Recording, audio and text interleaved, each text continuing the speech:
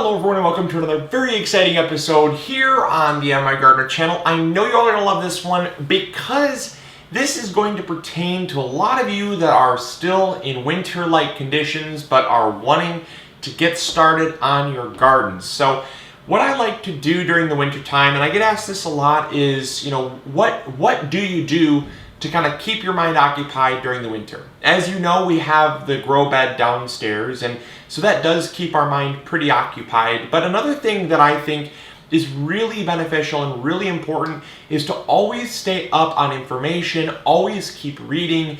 And what I always say is that you never know everything about anything. So if there's ever a topic out there that I think I know everything about, that's when I have to catch myself and say, no, you can't possibly know everything about this. And so obviously we're talking about gardening. And I like to take the winter time when I have typically a little more downtime. Obviously I can't be gardening outside, and I like to kind of brush up on my techniques. I like to look for new techniques. I like to build off of techniques that I've already learned and continue to construct a better picture of how things should be working in the garden. So I love to read books during the winter time when it comes to gardening. Now I have a few here in front of me, and one that is an ebook, and I'm going to go through them because they are my 4 favorite things for gardeners when it comes to learning about gardening. So these are my 4 favorite books when it comes to gardening. I think it's extremely important to note that they are wonderful resources. They are something that are a little bit different than video. I know a lot of times people say, well, why read books now when you can watch a video? Well, there's definitely 2 different types of learners. Some are very text-oriented learners, and other people are very visually oriented learners. I'm a little bit of both. I like to see video, but I also like to actually get a chance to work my brain where I can read text and kind of see how it comes out in my mind in the form of an image. And I think that's really important to stress as well, is that if you're not working your brain and you're just kind of seeing somebody do it, it's basically spoon-feeding information. And there's actually scientific research that's been proven to say that if you read a book, you're a lot more likely to retain the information. So that's why I love these books, and that's why I love kind of text information. So that's what we're going to talk about today. So the first one is the growing organic vegetables and herbs for market. Now, the reason why I love this book is because, as many of you know, I stress high-intensity gardening. And when you're looking for market gardening, we don't grow for market necessarily. But how I'm able to pull the information out of here has really helped kind of mold my idea of what a high-intensity garden should look like and kind of incorporate into it to be very successful. And so the people growing for market, everything is about productivity. So space is so effectively used when growing for a market garden that you can really get a lot of information out of a book like this. So this is put out by Story's Guide to Growing Organic Vegetables and Herbs for Market by Keith Stewart. A wonderful, wonderful read. And you can pick this one up for $24.95. And that is a wonderful bit of information there. Another one that's a classic is Rodale's Vegetable Garden Problem Solver. I love this book solely for the fact that I love having a way to solve problems. Oftentimes you come across when you're in the garden, you come across something that you don't necessarily know what it is. And it's nice to have kind of a troubleshooting guide where you can say, is it this? Does it look like this? Yes, it looks like this. If so, follow this path. And you can kind of follow a path to find a solution to that problem. That's really nice. But this one also is this is $20, and it's a lot more along the lines of just kind of solving problems in the garden. I wished it touched on a little bit more in detail, but it definitely gives you good ways to solve issues in the garden, which I think is nice. And then the final one here, that's an actual book, is the Guide to Michigan Vegetable Gardening. Now, This one I would suggest for anyone living in Michigan.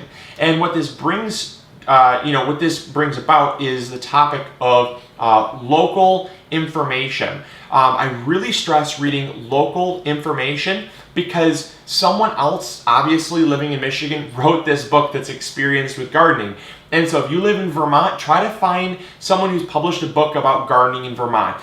If you live out in Texas, a gardening book about Texas gardening would be awesome. So this book is my go-to book for anyone living in Michigan.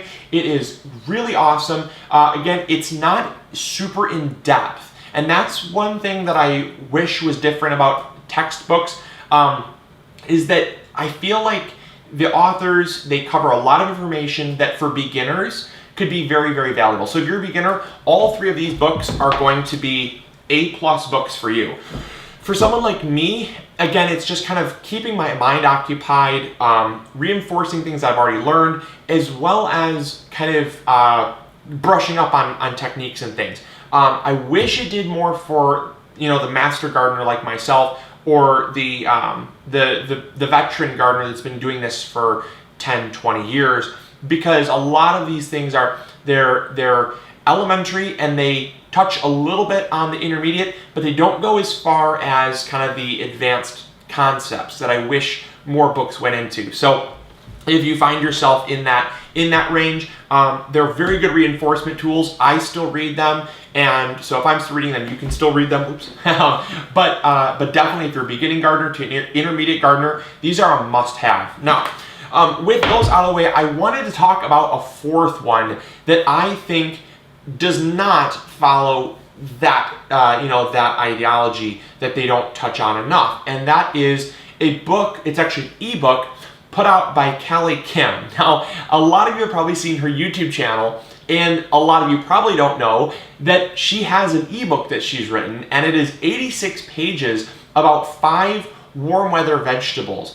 And I wish she would write more books on this topic, maybe 5 cold weather vegetables and things like that, because the level of depth that she goes into is what I feel is extremely valuable for everyone. One of the things that I like about her ebooks is that, number one, it's an ebook, not an actual book, so it's able to be anyone in the world can get it. I think that is awesome, because these things are not everywhere in the world, and shipping them can be a bit expensive as well if you're someone internationally. What I think is nice about that is that it's it's kind of intangible, but yet if you have a tablet or a phone or something that can download the ebook, it's now a tangible book. That is a thing that's awesome. Another thing with that, on that topic, is that these have pages, and I don't like to take books out in the garden. So if I am going out to the garden, it's really nice to have a tablet that if I happen to get a little dirty, I just take some Windex and a wipe off the screen, and you're fine.